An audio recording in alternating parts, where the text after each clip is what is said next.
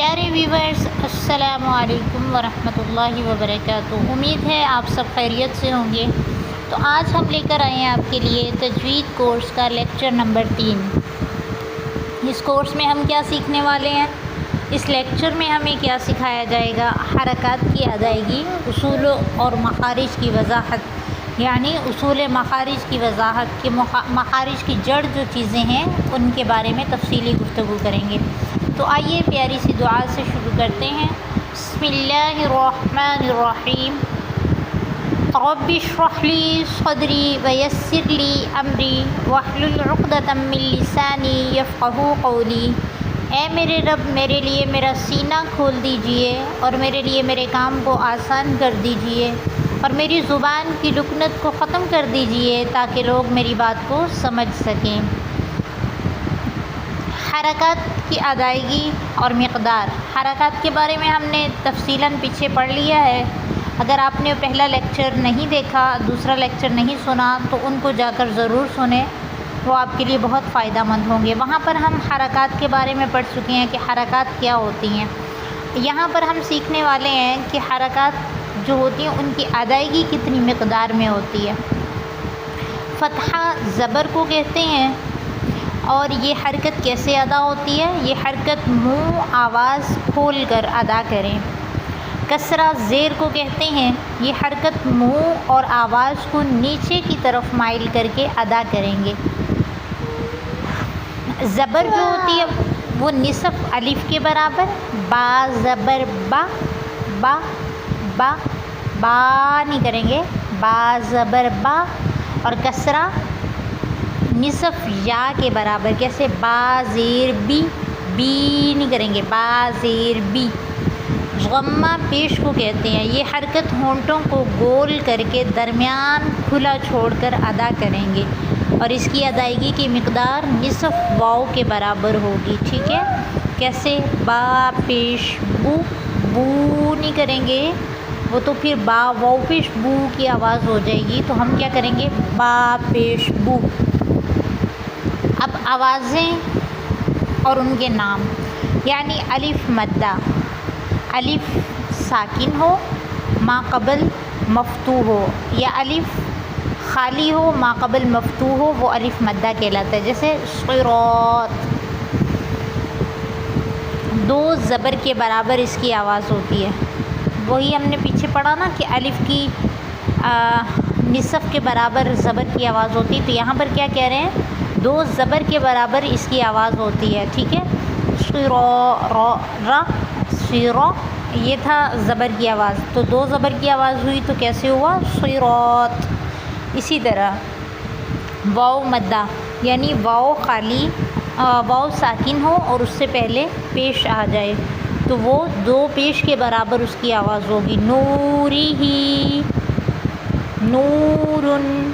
یائے مدہ، یا ساکن ہو ما قبل میں زیر ہو، جیسے الفیل، تو اس کی مقدار کتنی ہوتی ہے؟ دو زیر کے برابر۔ واو لین، واو لین کیا ہوتا ہے؟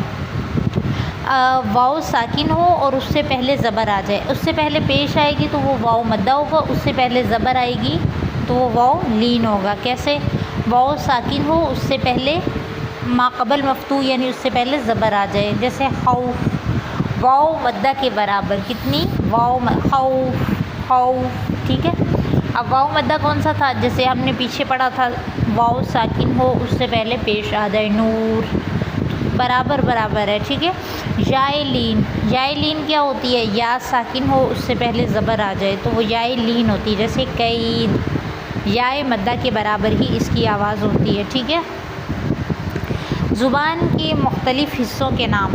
اب یہاں پر ہم اصول مخارج پڑھنے لگے ہیں۔ ویسے تو اصول مخارج جو ہے وہ 5 ہیں، لیکن ہم یہاں پر چونکہ ان اصول مخارج پر بات کریں گے جن کا زیادہ استعمال ہوتا ہے حروف کی ادائیگی میں، ٹھیک ہے؟ ویسے اصول مخارج میں بتا دیتی ہوں کہ وہ 5 ہیں۔ کون سے ہیں؟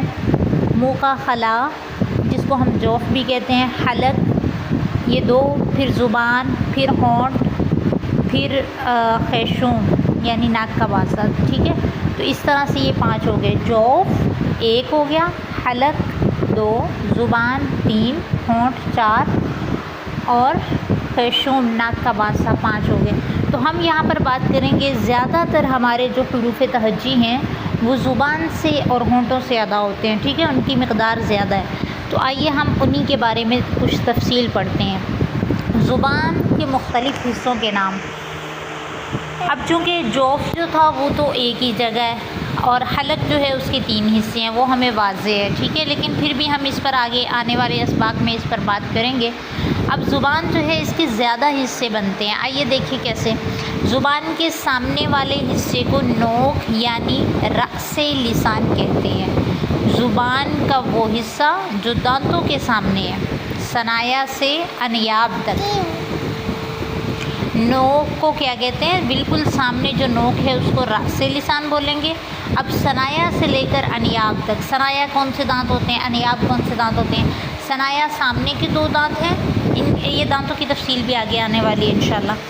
तो सनाया यानी सामने के 2 दांत जो जुड़वा दांत होते हैं इनको सनाया कहते हैं। फिर इनके दाएं, ये दोनों सनाया हैं, दोनों के दाएं बाएं रुबाई होते हैं, फिर उनसे आगे अनियाब होते हैं। तो दोनों तरफ 3-3 दांत बनते हैं, ठीक है, 3 एक तरफ 3 एक तरफ। सनाया रुबाई अनियाब 3 एक तरफ हो गए, दूसरी तरफ सनाया रुबाई अनियाब 3 हो गए। इसी तरह नीचे सनाया रुबाई अनियाब, इसी तरह दाईं तरफ नीचे सनाया रुबाई अनियाब, ठीक है। तो इस तरह से टोटल 4 सनाया, 4 रुबाई, 4 अनियाब बनते हैं। तो इस तरह टोटल हमारे दांत जो हैं वो 12 बनते हैं। अब जो दांतों के सामने हिस्सा होता है उसे सनाया से अनियाब तक जो होता है उसे तर्फ़ लिसान यानी ज़ुबान का किनारा कहते हैं। जो ज़ुबान का हिस्सा इनसे टकराता रहता है उसको तर्फ़ लिसान कहते हैं, ठीक है, ज़ुबान का किनारा कहते हैं। अब होता है आगे, अनियाब से आगे हमारी दाढ़ें शुरू हो जाती हैं, ठीक है। पहले आती हैं ज़वाहिक, वो एक ऊपर दाईं तरफ है, एक ऊपर बाईं तरफ है, एक नीचे दाईं तरफ है उसके सामने, एक नीचे बाईं तरफ है उसके सामने। तो जो 4 ज़वाहिक हो जाती हैं। फिर उनसे आगे 3 ऊपर 3 नीचे, 3 दाईं तरफ ऊपर 3 दाईं तरफ नीचे, ये टोटल 12 दाढ़ें बन जाती हैं तवाहिन, खाना खाने वाली। उससे आगे हमारी फिर 4 दाढ़ें ऊपर नीचे दोनों तरफ वो आ जाती हैं, उनको कहते हैं ज़वाहिक तवाहिन, और उसको कहते हैं नवाजिज़, ठीक है, पीसने वाली। अब क्या कह रहे हैं कि ज़ुबान का बगली किनारा जो दाढ़ों के सामने है यानी ज़वाहिक से नवाजिज़ तक, जैसे मैंने अभी आपको तफसील बताई कि ज़वाहिक फिर तवाहिन, तो 5 ऊपर दाईं तरफ बनती हैं, 5 नीचे दाईं तरफ बनती हैं, 5 ऊपर बाईं तरफ, 5 नीचे बाईं तरफ हैं। तो ये टोटल 20 दाढ़ें बन रही हैं हमारी। तो इन 20 यानी इन दाढ़ों से जो ज़ुबान का हिस्सा टकराता रहता है ज़वाहिक से नवाजिज़ तक, उसको हाफ़ा लिसान यानी ज़ुबान की करवट कहते हैं, ठीक है। अब आ जाते हैं ज़ुबान की जड़, जहाँ से ज़ुबान शुरू होती है। जड़ कहाँ होती है ज़ुबान की? हमारे हलक में होती है, ठीक है। तो जहाँ से ज़ुबान शुरू होती है उसको अक्सा लिसान कहते हैं। फिर ज़ुबान का दरमियान आ जाता है, जब ज़ुबान लेटी होती है तो दरमियानी हिस्सा, ऊपर वाले हिस्से को वस्ते लिसान कहते हैं। फिर ज़ुबान का सामने वाला हिस्सा और वस्ते लिसान के दरमियान ज़हर यानी पुश्ते लिसान है। ज़ुबान के सामने वाला हिस्सा और दरमियान वाले हिस्से के दरमियान क्या है? ज़हर यानी ज़ुबान की पुश्त है, जिससे वो रॉ अदा होता है, ठीक है। अब क्या होता है? होंठों के मुख्तलिफ़ हिस्सों के नाम। इसमें जो तफसील आपको जो चीज़ समझ नहीं आई आप मुझे कमेंट में ज़रूर मैसेज करें, मैं ज़रूर समझाऊंगी। मज़ीद मुझे आप इनबॉक्स कर सकते हैं, ठीक है। होंठों के मुख्तलिफ़ हिस्सों के नाम क्या हैं? होंठों का जो तरी वाला हिस्सा यानी हमारे दांतों से जो हिस्सा होंठों का लग रहा होता है उसको बाहरी कहते हैं। होंठों का खुश्की वाला हिस्सा जो हमारे होंठ बंद होने के बाद बाहर नज़र आता है उसको बर्री कहते हैं। होंठों को गोल करने पर दरमियान में जो खुला हिस्सा रह जाता है उसको हवाई कहते हैं, ठीक है। अब आ जाते हैं दांतों की तरफ। अब दांतों के नाम मैंने जैसे अभी आपको समझाया था कि सनाया कौन से होते हैं, सामने के दांतों की 3 किस्में हैं, ठीक है। कैसे? सनाया, फिर रुबाई, फिर अनियाब, ये 3 नाम बन रहे हैं इनके। तो इन्हीं नामों को 3 किस्में कहा गया है। सनाया सामने के 2 ऊपर 2 नीचे वाले दांत, ان کو ثنایا کہتے ہیں، یعنی جو اوپر کے دو بڑے دانت ہیں ان کے سامنے جو نیچے دانت ہیں ان کو بھی ثنایا ہی کہتے ہیں، ٹھیک ہے۔ لیکن فرق اتنا ہے کہ اوپر والوں کو ثنایا علیا کہتے ہیں اور نیچے والوں کو ثنایا سفلا کہتے ہیں۔ رباعی کون سے دانت ہوتے ہیں؟ ثنایا کے دائیں بائیں اوپر نیچے ایک ایک کل 4 دانت رباعی ہوتے ہیں۔ رباعی سے آگے انیاب کون سے دانت ہوتے ہیں؟ رباعی کے دائیں بائیں اوپر نیچے ایک ایک کل 4 دانت انیاب ہوتے ہیں، ٹھیک ہے۔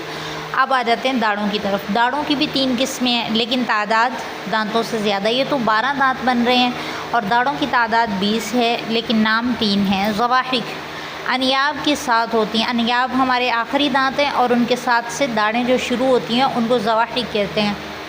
انیاب کے ساتھ دائیں بائیں اوپر نیچے کل 4 داڑیں ہیں۔ طواحن کون سی داڑیں ہوتی ہیں؟ طواحن ضواحک کے ساتھ دائیں بائیں اوپر نیچے 3 3، دونوں طرف اوپر 3 3 ہوتی ہیں، دونوں طرف نیچے 3 3 ہوتی ہیں، تو یہ کل 12 داڑیں طواحن ہیں۔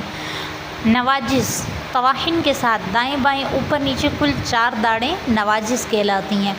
داڑوں کو عربی میں اضراس کہتے ہیں، ٹھیک ہے۔ اب آ جاتے ہیں امالہ کی طرف۔ امالہ کیا ہوتا ہے؟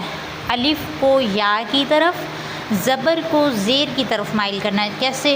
جیسے مجریہا، مجریہا، ٹھیک ہے، تو زبر کو یا کی طرف مائل کرنا، ٹھیک ہے، اور زیر کو الف کو یا کی طرف مائل کرنا اور زبر کو زیر کی طرف مائل کرنے کا نام امالہ ہے، ٹھیک ہے۔ روایت حفص میں ہے صرف ایک جگہ قرآن کریم میں امالہ ہوتا ہے اور وہ کون سا ہے؟ مجریہا، ٹھیک ہے۔ امالہ کی بھی 2 قسمیں ہیں، امالہ صغریٰ، روایت حفص میں امالہ صغریٰ نہیں ہے، اور امالہ کبریٰ کیا ہے؟ مجریہا۔ مخارج کا بیان۔ اب یہاں پر ہمارے مخارج شروع ہو جاتے ہیں، ٹھیک ہے۔